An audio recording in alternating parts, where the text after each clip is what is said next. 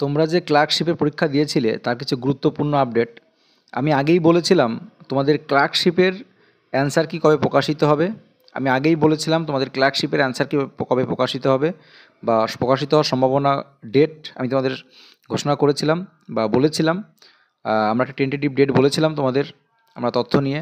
আমরা আবারও বলছি সেই ডেটটাই তোমাদের কিন্তু 15ই ডিসেম্বর ক্লার্কশিপের অ্যান্সার কি পাবলিশ হওয়ার প্রবল সম্ভাবনা রয়েছে। আর হয়তো 1-2 দিনের আগ পাস হতে পারে, কিন্তু 15 তারিখে কিন্তু পাবলিশ হওয়ার প্রবল সম্ভাবনা রয়েছে। এছাড়াও তোমাদের WBCS-এর যে প্রিলিমিনারি পরীক্ষা সেটা কিন্তু এপ্রিলের শেষের দিকে হওয়ার সম্ভাবনা রয়েছে। এপ্রিলের শেষের দিকে তোমাদের কিন্তু ফর্ম ফিল আপটা কিন্তু জানুয়ারি থেকেই শুরু হয়ে যাওয়ার কথা। আর তোমাদের এই ক্লার্কশিপের যে রেজাল্ট সেটা কিন্তু এপ্রিল মাসের দিকে দেওয়ার সম্ভাবনা রয়েছে। এপ্রিল মাসের দিকে তোমাদের ক্লার্কশিপের রেজাল্ট দেওয়ার সম্ভাবনা রয়েছে। আমরা কিন্তু তোমাদের সামনে কিছু গুরুত্বপূর্ণ আপডেট তুলে ধরছি। আর তোমাদের যে মিসলেনিয়াস পরীক্ষা যার অ্যান্সার কি তোমরা পেয়ে গেছো, সেই মিসলেনিয়াস এর তোমাদের কিন্তু তোমাদের মিসলেনিয়াসের রেজাল্ট কিন্তু ফেব্রুয়ারি দিকে কিন্তু দেওয়ার সম্ভাবনা রয়েছে। ফেব্রুয়ারির দিকে কিন্তু তোমাদের মিসলেনিয়াসের রেজাল্ট দেওয়ার সম্ভাবনা রয়েছে। তো এই যে গুরুত্বপূর্ণ তথ্যগুলো বললাম এগুলো কিন্তু অথেন্টিক তথ্য।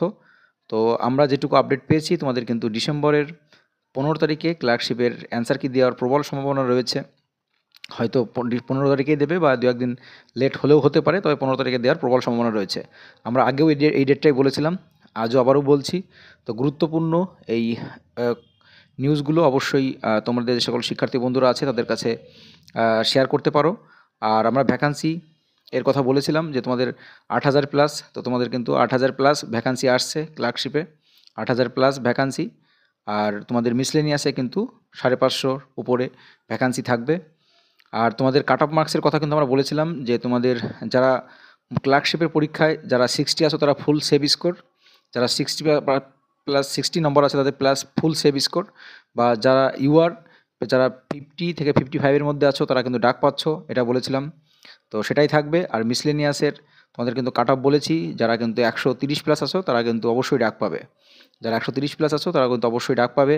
তো গুরুত্বপূর্ণ কিছু আপডেট তোমাদের সামনে তুলে ধরলাম পিএসসি সংক্রান্ত। আর তোমাদের ফুড এসআইয়ের যে কাহিনীটা সেটা একটু বলে দিই।